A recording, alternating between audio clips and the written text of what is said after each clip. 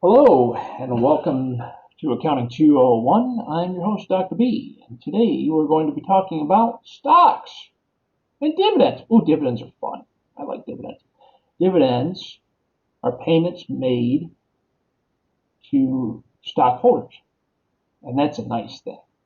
As a stockholder, that makes me happy. All right, let's jump into it, shall we? From the beginning. Okay, let's talk about business formation. Hopefully you all know this part already. For those of you who already went through Intro to Business, or at least first few chapters of Intro to Business, you learned about what a corporation is. A corporation is a legal entity distinct and separate from individuals. My favorite form of a corporation is called an LLC, Limited Liability Company. That's a form of a corporation. An LLC means that the individual person is protected from the corporation. An LLC. I like LLCs. They're great. LLC means the individual's personal assets cannot be pursued after in the event of bankruptcy or in the event of loss. Okay? That's why I like LLCs. That's why I like corporations in general. Corporations are their own legal entity. The corporation can be sued, but they won't sue you. I mean, it can, but for the most part, you're separate from the organization itself legally, and which is why if you do ever decide to start a business, or if you already have one, I strongly recommend that you form a legal entity, which is the business, which is separate than you. Okay. Legally, it helps. It will help you from in the form of protecting your assets. Yeah. Strongly recommend it. Strongly recommend it. Okay. So corporations. So how do corporations raise revenue? This is a good question. Corporations can raise not revenue. We know how they raise revenue. They sell things. But how do corporations raise additional capital to expand? They do that by issuing stock. Issuing stock. Stock is considered to be a share of ownership in the company. That's what a stock is. It's a share of ownership in the company. I am part owner of Starbucks because I have shares of stock in Starbucks. Don't worry, I'm not that big of an owner. I'm like 0.0001%, something like that, right? The percentage of ownership depends on the amount of stock that has been issued, okay? And what we call stock outstanding. We'll talk about that. Characteristics of a corporation gives the ability to raise large amounts of capital through the issuance of stock. Stockholders, also called shareholders, who own the stock in the corporation own part of the business, represented by their shares of stock. They can buy and sell their shares of stock or ownership without affecting the day-to-day operations of the business. So if I sell my shares of Starbucks, Starbucks is not going to go bankrupt. Starbucks will not go out of business. It has nothing to do with the day-to-day operations of the business. The only thing that stock affects the business is the company's ability to raise additional capital. The company will still exist without raising additional capital. Go ahead, Richard. Sorry about that, but I was wondering, I was recently doing research about how to take a company public with an initial public offering. since that's kind of trendy right now. But they said that in order for a company to go public, it needs to have revenues of at least $10 to $20 million a year and That's, profits of at least 1 million. that's So is right. that accurate? Yes, that's accurate. Absolutely. And those and so Richard, so you know how it works. The individual um, stock trading platforms like the Nasdaq, the New York Stock Exchange, the Chicago Stock Exchange, um, all of these different trading platforms or forums have their own set of regulations for when a company can be traded on that platform. So, in other words, Richard, the New York Stock Exchange will say, oh, you have to have $10 million in revenue before you're able to be traded on the New York Stock Exchange. Well, the NASDAQ, on the other hand, they might say, oh, you only need $5 million in revenue or something like that. So the point that I'm trying to get across is there is no standard when it comes to when you can provide initial public offering because each stock platform or exchange, as they call them, have different requirements. So this New York Stock Exchange is going to be different than the Nasdaq. They're totally different. So they'll have different requirements for when you can file an IPO. Does that help to answer your question? Yes, got it. Thank you. Wonderful, absolutely, my pleasure. And so, going to what Richard is talking about with the initial public offering, what happens is that a company who is going to go public, for example, Postmates, Uber Eats, uh, what's the other one? DoorDash. I think DoorDash recently went public, or they're going to go public this year. What happens is that those companies identify their through their initial public offering the amount of shares that the company is willing to sell to the public, and the valuation of those shares depends on the company's finance, right? And so that's kind of how that works. So corporations whose shares of stock are traded on public markets are called public corporations.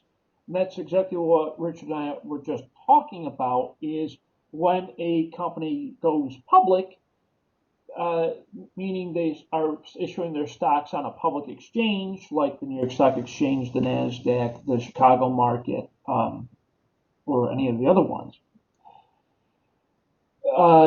They're considered to be a public corporation at that time. Corporations whose shares are not publicly traded on one of these exchanges and are owned by small groups of investors are often called non-public or private corporations.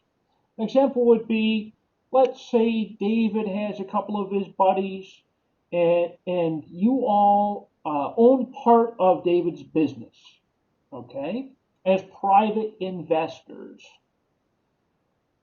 David's corporation would be considered a private corporation because it's not publicly traded on a stock exchange.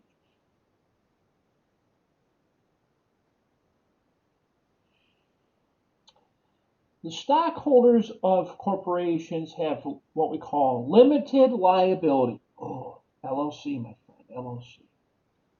This means that the creditors usually may not go beyond the assets of the corporation to satisfy their claims. So, for example, when a company like Sears goes out of business, the stockholders of Sears at the time can only go after the assets held by Sears, not the owners of the company or not the founders of the company. They can only go after the assets held by Sears, not the assets held by the owners. That's why they call it limited liability. So financial losses that a stockholder might suffer is the amount that they invested. So when Sears goes out of business and you had stock in Sears, you lost your amount that you have invested, but you're limited at that amount.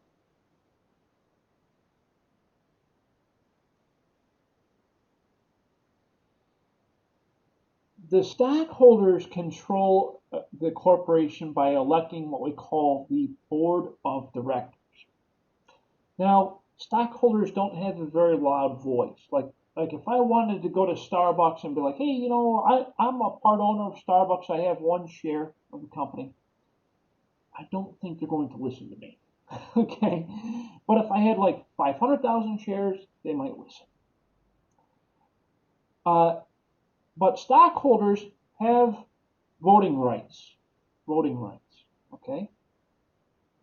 I, as a stockholder, can vote on the board of directors. I have a small vote. Okay. I have a small share of stock. I have a small vote. But I can still vote by electing the board of directors.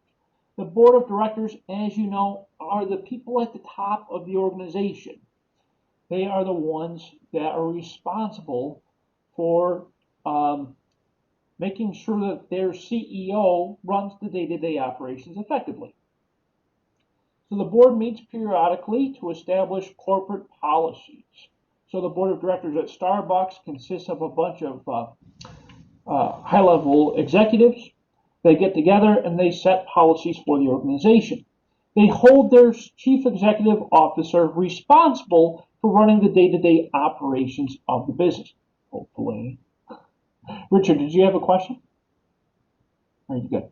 Yes. So I wanted to refer a little bit back to business structure. Sure. I wanted to know, is there like an advantage between LLCs and corporations S and C tax-wise? Tax-wise, the primary for LLC, those are usually pass-through entities, meaning the revenue and the expenses pass through to the individual tax returns if it's a sole proprietorship or a partnership. When it comes to corporations, forming a corporation, also we call these a C Corp, C-C-O-R-P, C Corporation. A C Corporation or an S Corporation if it's publicly traded. A C Corporation, the benefit for taxes is it does not pass through to the individuals. It is taxed as its own person.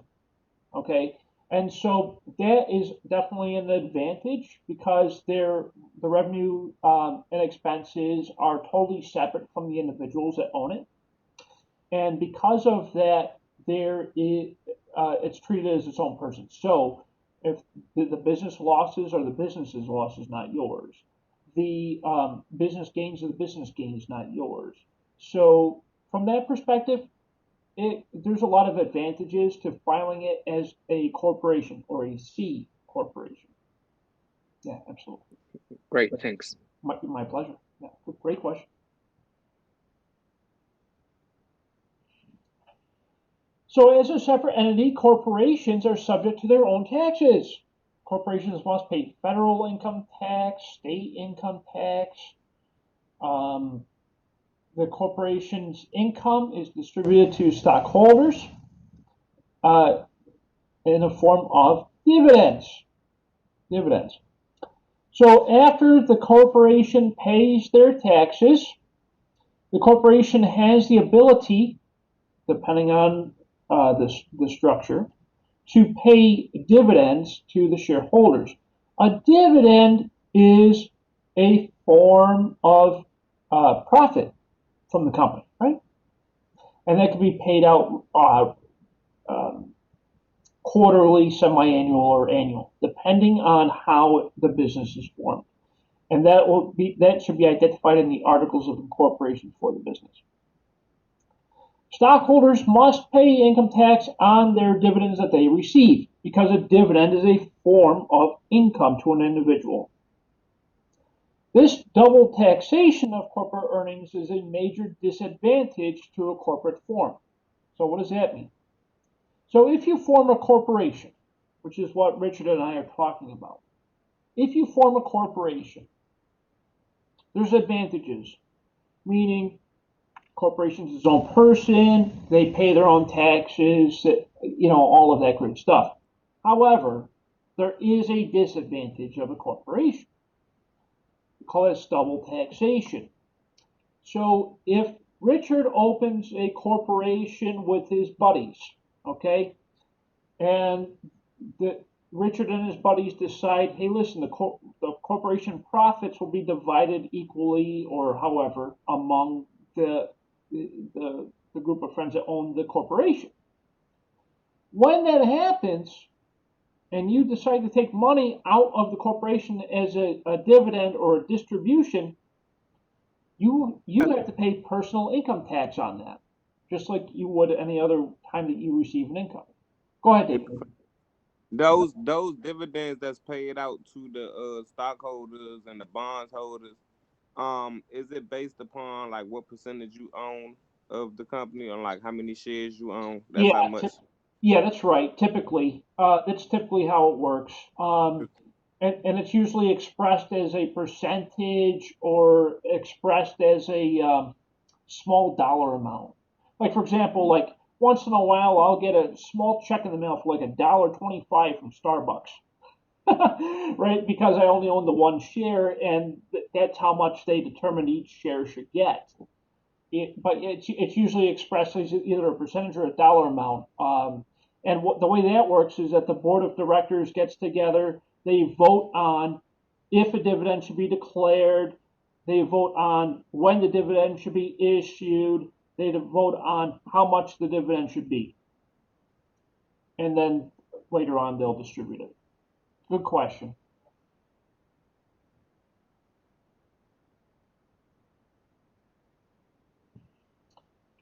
Okay, how do you form a corporation? First step in forming a corporation is to file the application of incorporation with your respective state.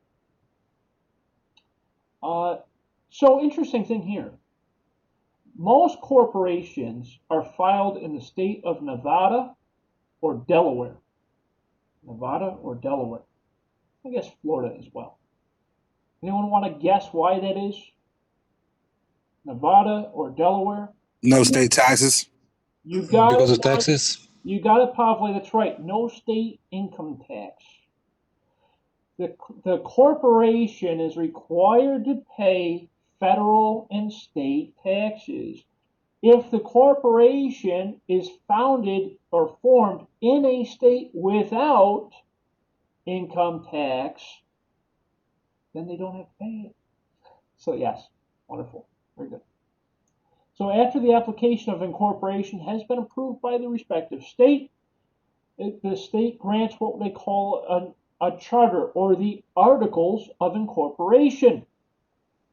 The Articles of Incorporation is known as a set of bylaws that the corporation lives by.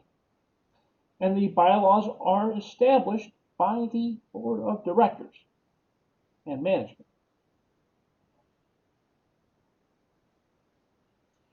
There are a lot of costs in filing a corporation.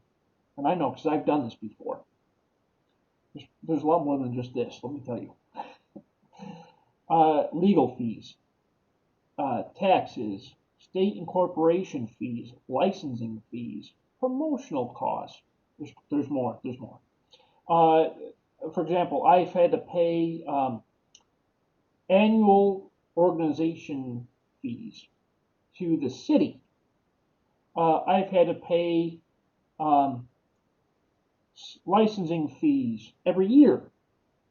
And then, of course, there's taxes on top of that. And then you have lawyers that you need to. And then there's, of course, you've got to go to the bank and get it notarized every time. So there's notary fees. There's just the list goes on and on. These costs can be debited to their respective expense accounts to organizational expenses. So when you first set up the organization, you debit organizational expenses and credit cash.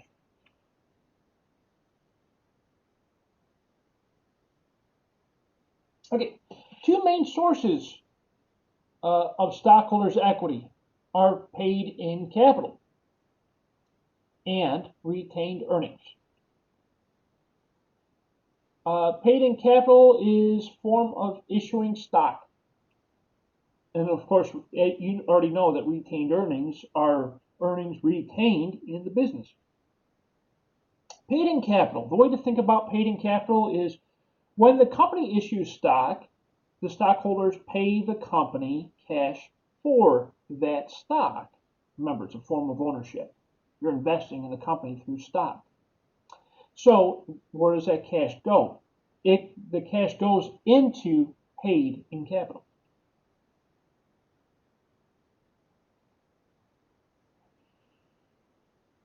All right, let's talk about what is stock. Let's talk about the characteristics of stock. The number of shares that a company of stock that a company issues is called authorized to issue in its charter. The term issued refers to the shares issued to the stockholders. The corporation may require some of the stock that it has issued to remain in the company. The stock remaining in the hands of shareholders is called outstanding stock. So think of it this way. Outstanding stock is the amount of stock that shareholders currently have in their hands. It's outstanding to the business because the business doesn't have it. Therefore, it's outstanding, right? That's the terminology. That's logic behind the terminology.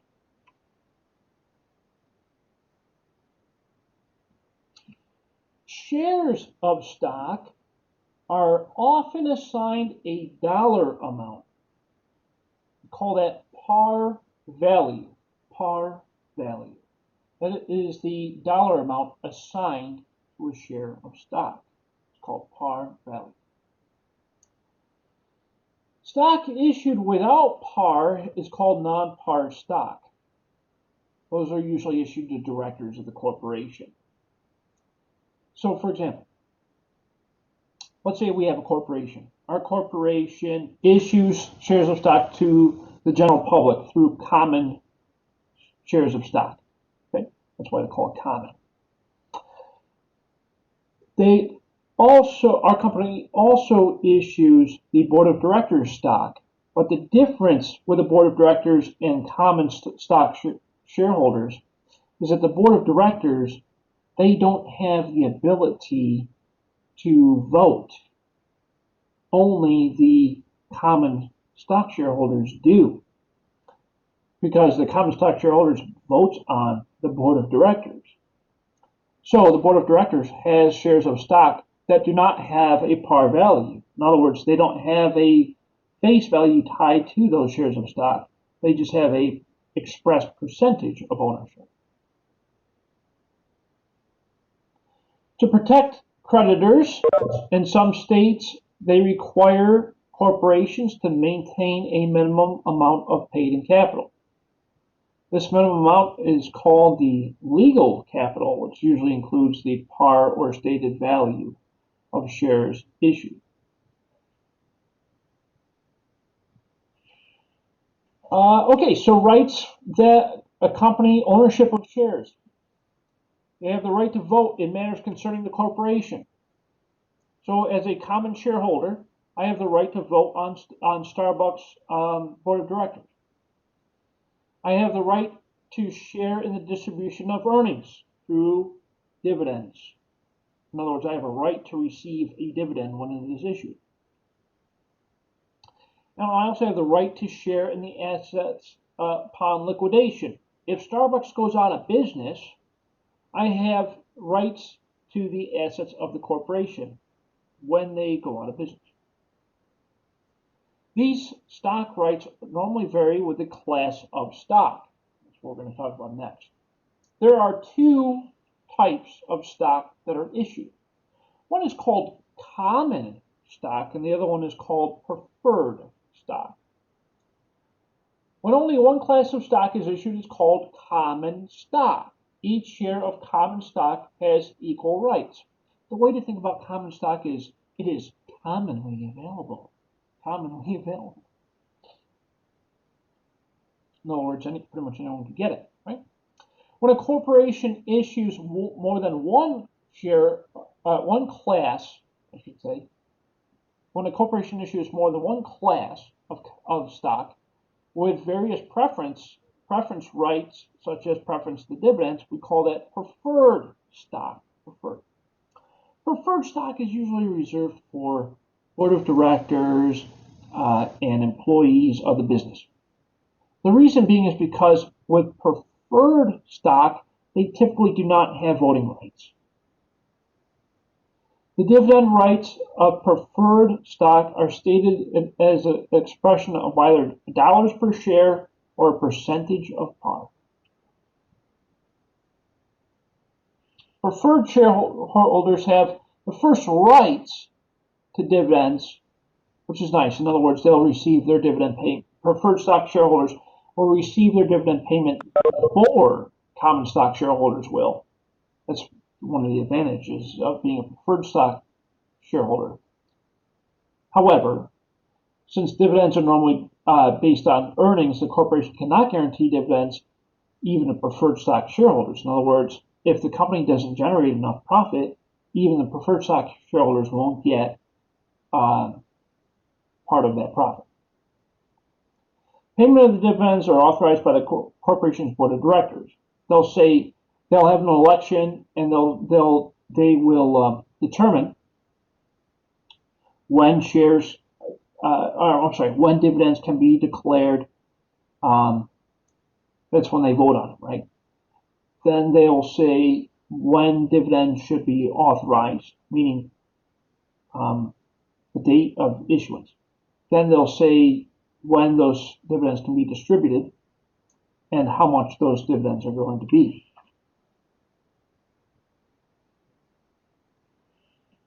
Cumulative preferred stock has the right to receive regular dividends that were not declared in previous years. We call this in arrears. We'll talk about that. Non-cumulative preferred stock does not have this right, but with preferred stock shareholders, they have the right to dividends that were declared in previous years through a concept we call in arrears. Cumulative preferred stock dividends that have not been paid in previous years are said to be in arrears. It's kind of like saying, I haven't collected my paycheck in previous years. That paycheck is considered to be in arrears. The word in arrears means you have the right to collect that payment that you have not been paid in previous years. It's when it becomes in arrears. Any preferred dividends in arrears must be paid before common stocks dividends are paid. Any dividends in arrears are normally disclosed as a note in the financial statements. In addition to dividend preferences, preferred stocks are not given preference to assets if the corporation is going out of business and is liquidated. However, claims of the creditors must be satisfied first. In other words, when the business goes out of business, the first in line to be able to collect any type of proceeds from the business going out of business are creditors. Then you'll have your preferred stock shareholders, and then you'll have your common stock shareholders. Usually goes in that order. Okay, when the company issues shares of stock, a separate account is used for recording the amount of each class of stock issued to the investors in the corporation. Stock is often issued by the corporation at a price other than its par amount. It's usually issued either at a premium or at a discount. Again, very similar to this work gets similar to bonds. Stock is either issued at a premium or at a discount. Well, sometimes it's issued at par, but for most time it's either premium or discount. and this depends on the financial condition, earnings records, and dividends. Also depends on investor expectations of earnings powers and general business and economic conditions. If the stock is issued at a price that is more than its par value, we call it to be issued at a premium. Remember, the word premium means above market value. And if the stock is issued less than par, it's what we call a discount, less than market value. Corporations must keep track of its stockholders at all times.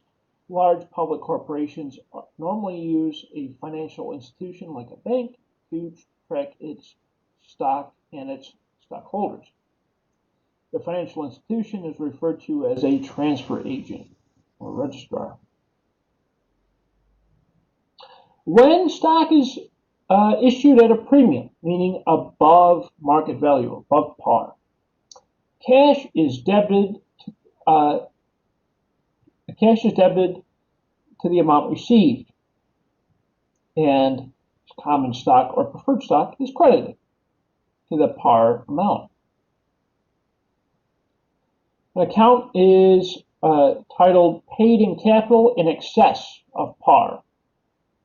So it's very similar to what we learned earlier. So you debit cash for the amount of cash that the company received. You debit paid in capital in excess of par. And you debit cash in the amount received. You credit common stock at the par amount, and then you also credit the paid in capital in excess of par. Remember, your debits must always equal your credits. In this case, it's 3 line items. It's 3 accounts. Debit cash, credit common stock, credit paid in capital in excess. That's if it's a premium, and it's the opposite when it's a discount. And I'll show you what that looks like.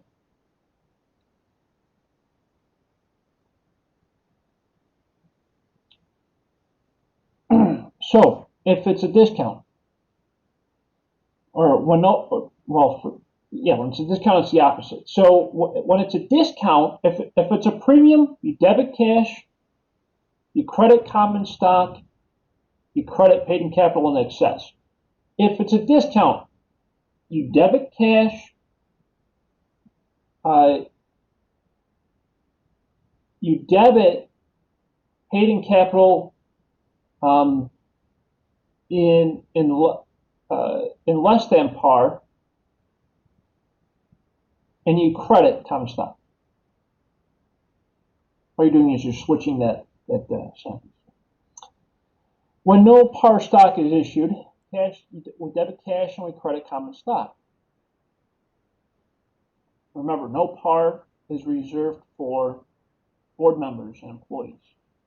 That is where there is no value assigned to the individual shares of stock. It's usually expressed as a percent. In some states, no par stock may be assigned to state value per share. State value is recorded like par value, for example. And of course, you debit or credit based off of excess or in discount. About dividends. Dividends, as we said, are paid out to the shareholders when there's a profit. Go ahead, David. So I want to talk to you out the class because I already went on because this was on the last quiz. This right here. Okay. And it was a little confusing. So me hearing you explaining this a little bit different. So I see you at the class about that. Gotcha. Yeah, absolutely. Yeah, we'll talk. Okay. So dividends. Dividends are a component, if you will, or a part of the profits. It's a part of the profits that shareholders receive when it's authorized by the board of directors. So when the board of directors declares a cash dividend, they authorize the distribution of cash to the stockholders. When a board of directors declares stock dividend, they authorize the distribution of that stock. And in both cases, declaring a dividend reduces retained earnings of the corporation. So the way to think about it is, company's paying out cash, right? So where are we taking the cash from? We're taking it from retained earnings. Remember, retained earnings is the profit of the business. So we are going to debit retained earnings and credit cash for that journal entry when we're paying out dividends.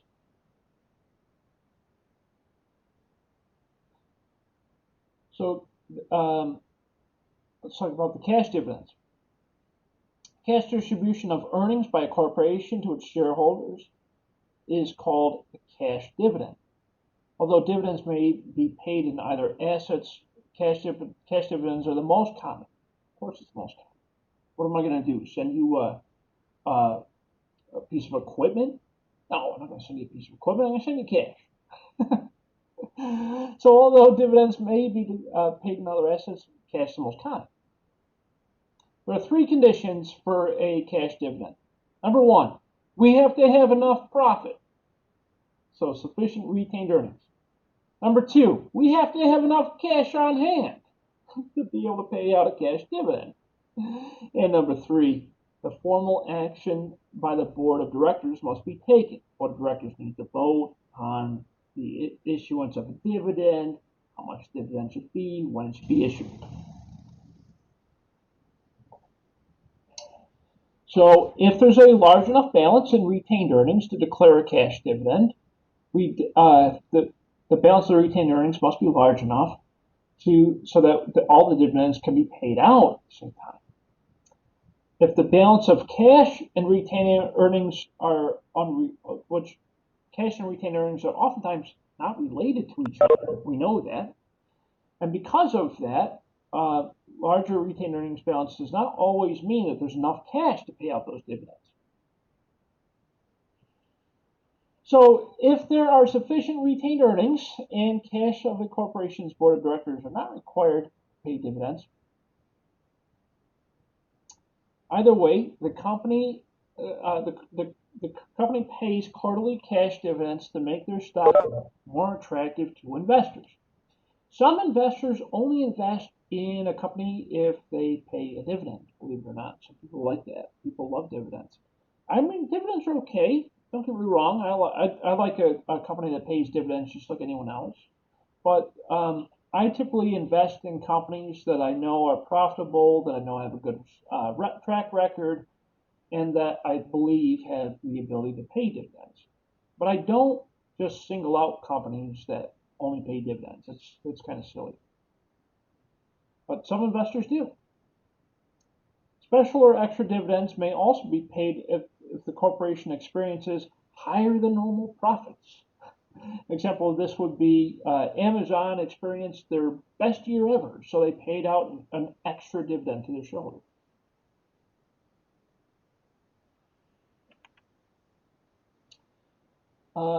Three dates that you need to know when it comes to issuing a cash dividend. Number one is the date of declaration.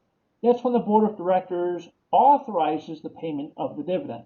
The second one is called the date of record. That is the date when the corporation incurs the dividend on their financial statements. And the third is the date of payment. That's when they pay out the dividend. So date of record is when the corporation uses to determine the stock shareholders will receive the dividends. And of course, date of payment, that's when you receive it. During the period of time between the date of declaration and the date of record, is the stock price is quoted as the selling with dividends. This is the difference in the stock price between those dates. Date of payment is when the corporation will pay the dividend to the shareholders. During the period of time that is between the record date and the date of payment, the stock price will be quoted as ex dividend. It's just a term that means that it represents passage of time.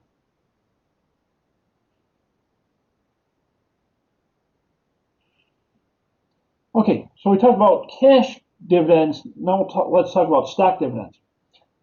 A lot of times when dividends are paid out, it's in the form of cash.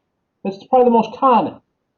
Another way that dividends can be paid out is in additional stock. So, for example, instead of Starbucks sending me a check for $5 in the mail, they might send me another share of stock, which can also be good. So instead of me owning one share of stock, now I have two. And so that the stock, it's another share of stock can be given in the form of a dividend. So stock dividends are normally declared only on common shares of stock and are issued to common stock shareholders. The stock dividend only affects stockholders' equity because obviously it dilutes the amount of shares outstanding. The stock dividend does not change the assets or liabilities. It only affects the stockholder's equity. A stock dividend does not change an individual stockholder's proportionate interest in the corporation. This is also what we call a stock split. Stock splits are interesting. It happens from time to time. A stock split is a process by which a corporation reduces the par value or stated value of the common stock by issuing a proportionate number of additional shares.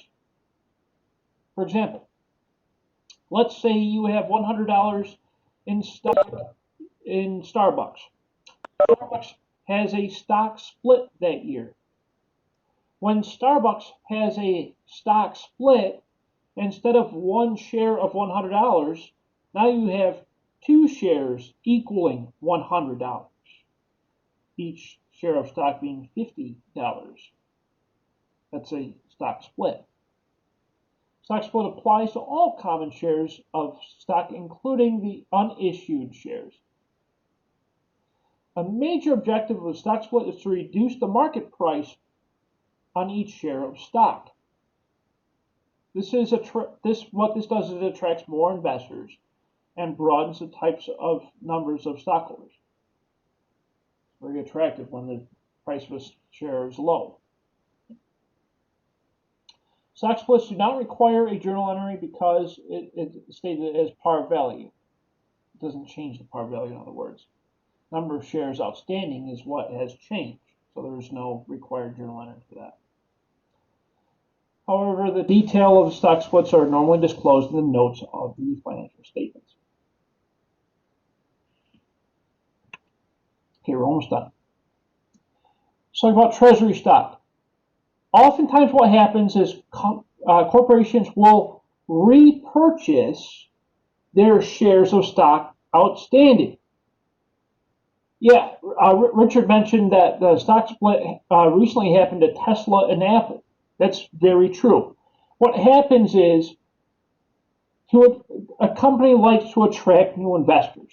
And the way to do that is to reduce the price per share of stock. How do you do that? You issue a stock split. The people don't lose the value of their ownership. All it does is it allows more stock on the exchange. And so that attracts new investors. Treasury stock. Treasury stock is when the company repurchases stock from their stockholders. So an example, Starbucks will come to me and they'll say, oh, I know that you have a share of stock for $10. I'm going to give you $12 for that share of stock, and I'm going to repurchase it. Starbucks want their stock. They want their stock back. They'll pay me a premium to get that stock back. So they sold it to me at $10. Now they want it back. They'll purchase it from me at $12. The reason why a company repurchases their own stock is there's a couple of reasons. One is they want to raise the market price per each share of stock. The other reason is they want to provide additional shares for resale to their employees. Another reason is they want to issue bonuses to their employees.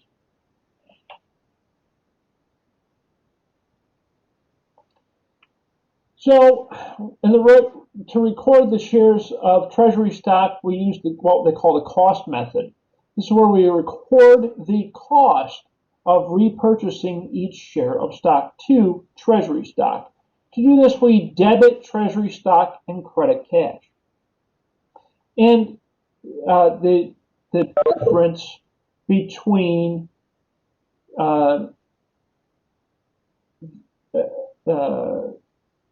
going from being a share of stock to treasury stock. To do this, we either debit or credit paid in capital from the sale of the treasury stock.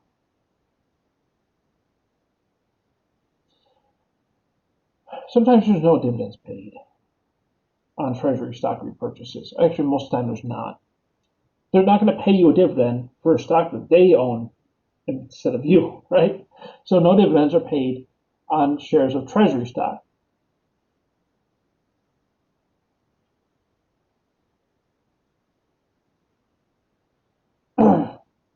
Where is stock held on the financial statements? We know it's on the balance sheet under stockholders' equity. That's why I call it stockholders' equity, right? Stockholders' equity, it's found at the end of the balance sheet. You have assets equals liabilities plus equity. You know that that is the accounting equation. The accounting equation is found on the balance sheet. You have assets, liabilities, and equity on the balance sheet. Under equity, you will find the allocation of all stocks. You'll also find bonds there. The methods used to report stockholders' equity on the balance sheet. There's two methods.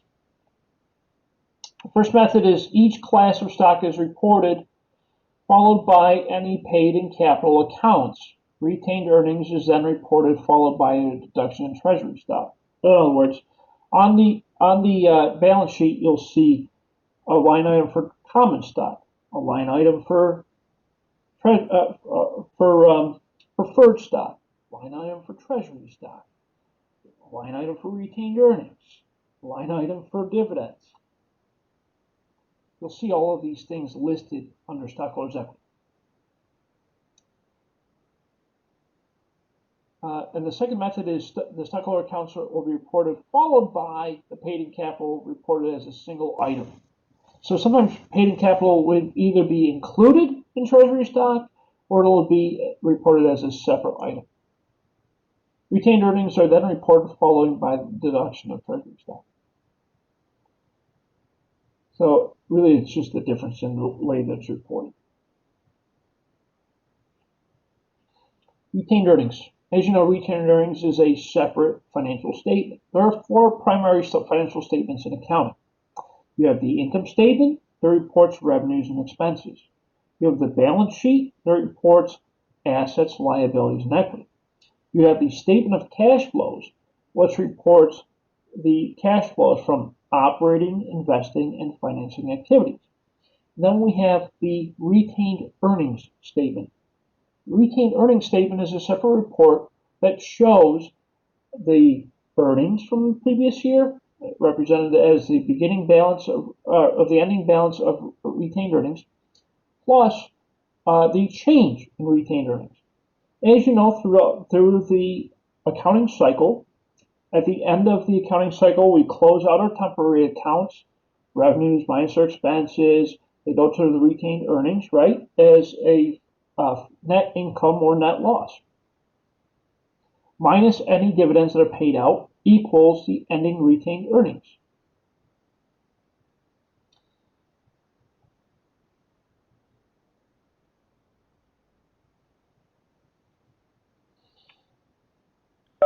Okay, there are a couple of restrictions using retained earnings. Use of retained earnings for payment of dividends may be restricted by an action of the corporation's board. Typically, we never use retained earnings to pay out dividends. Those usually always come out of the after the board has elected to do so. These restrictions are called appropriations. Restrictions are usually disclosed in notes in the financial statements. And it's usually classified as being a legal statement. Right? Restrictions can also be contractual. Corporations may enter into contracts that require restrictions on retained earnings. In other words, a contract might say, "Oh, you can issue dividends up to this amount based on your retained earnings, or up to this percentage based on your retained earnings." And the restriction can be discretionary. Corporations may restrict retained earnings voluntarily.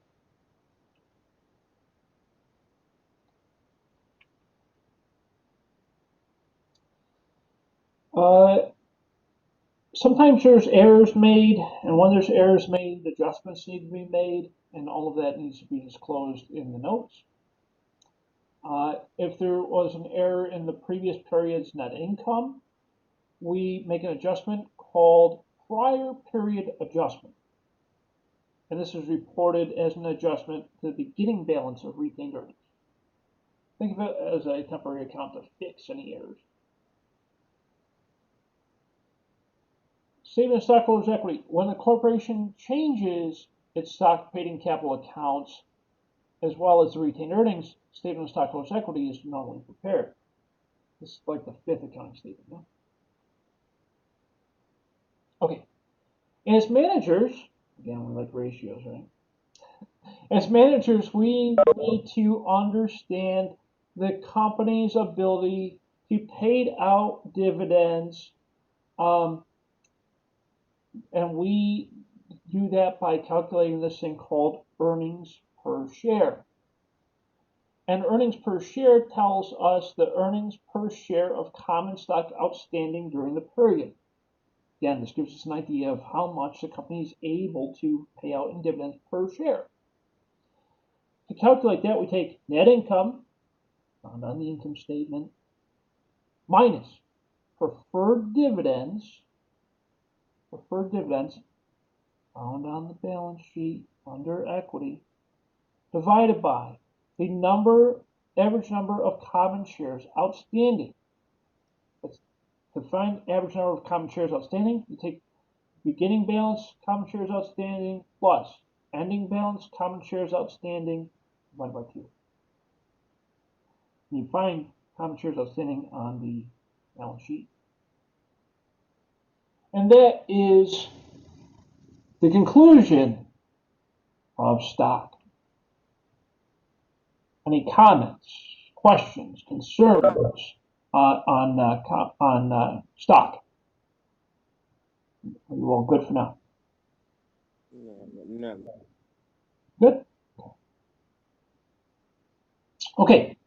So that is that's also the end of the chapter on stock. As you proceed through the homework and the quiz, chapter 11 and 12, and you think of any questions you want to ask or that you haven't thought of, please feel free to email me, call me, set up office hours with me. I am 100% available to you. So please feel free to ask your questions. And with that, I appreciate all of you spending time with me. I know these sessions are, they're long because, it's two chapters within 3 hours. I totally understand that. So, but I appreciate you, and stay safe, be well, wash your hands. And if you think of anything, just let me know. I'm here for you, okay? Thank you all so very much for your time. I appreciate you. And I look forward to seeing you again next Tuesday. Thanks again. Have a great, great day. Thank you so much.